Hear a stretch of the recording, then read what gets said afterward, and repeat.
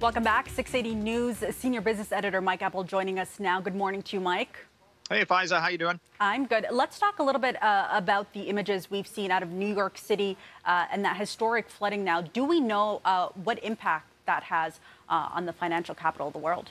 Yeah, it's going to be interesting to see how much work from home potentially is disrupted for people who are, typically would maybe go into the office, but today, with all of these power outages in and around the New York City area, there could be a disruption theoretically for some workers. You never know. The subway system is a mess. We saw those scenes of flooding and shutdowns of the subway, a couple of tornadoes hitting New Jersey. And don't forget, New Jersey actually has a fairly large component of the financial system for New York. That's where all of the data centers are actually located for the trading platforms. So there are potentials here that this could disrupt trading to some extent today, although at this point it appears that the market is functioning properly. Just could be a case of some people maybe not being able to participate in today's trading activity. Okay, Amazon planning for a career day and a hiring spree. Yeah, September 15th is a career fair day that Amazon has announced. It's a global event, and they're looking to hire 55,000 people worldwide. What a huge number. 40,000 in the United States. It's going to be interesting considering all we've heard about over the past while is labor shortages, even though there are a lot of people still unemployed from the pandemic shutdowns and the subsequent reopenings. But companies have been struggling to find workers. So we'll see what Amazon, the type of jobs that are listed, the pay scale, the benefits, all of these things to get people back to work and where it's going to be located. It's all about distribution centers spread out all over the place. This job fair will also happen here in Canada. They're looking for a couple of thousand workers too. So, it's a hiring spree for Amazon. And just yesterday too, Walmart said that it's hiring 22,000 people for its North American distribution centers. So there are jobs out there. Yeah. It's just a question of finding the people to fill them. Okay, this one's an interesting one. Apple's newest watch will actually be checking your temperature, but they are having supply chain issues. Yeah, they're upgrading the next generation of the Apple Watch to include more biometrics.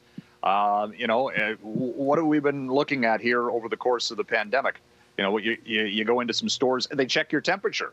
Well, now it's going to likely be available on the next generation of the Apple Watch. But Apple says, it might take some time to get those actually out to consumers because of the supply chain issue that all of the tech companies are dealing with. Apple's also changing some of the business model of its App Store.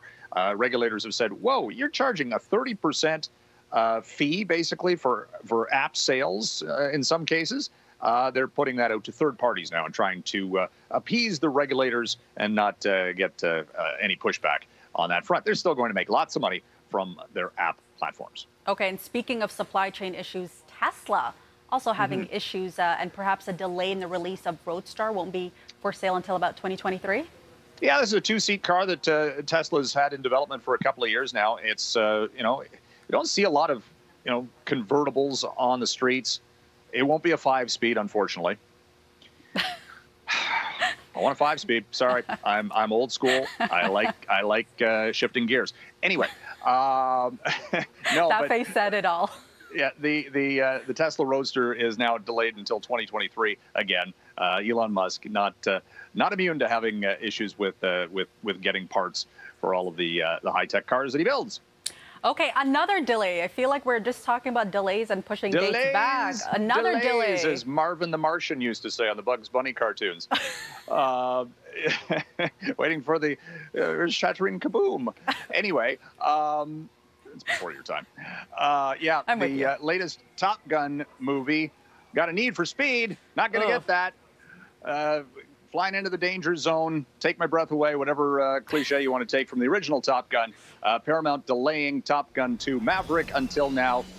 May 27th, which is Memorial Day weekend next year, 2022. It was supposed to actually come out in November, just in time for the holidays. But, in the United States right now, even the movie theaters are saying Delta variant they're kind of pulling back on some of these big money blockbusters because if you've got Delta and all these other issues with COVID, then you're not going to see the box office, right? So they're just trying to cash in as much as they can. Okay, delays. Mike Apple, thank you for joining us this morning. Always trying to be on time. Thank you. See you tomorrow. Okay, just ahead ya. on BT.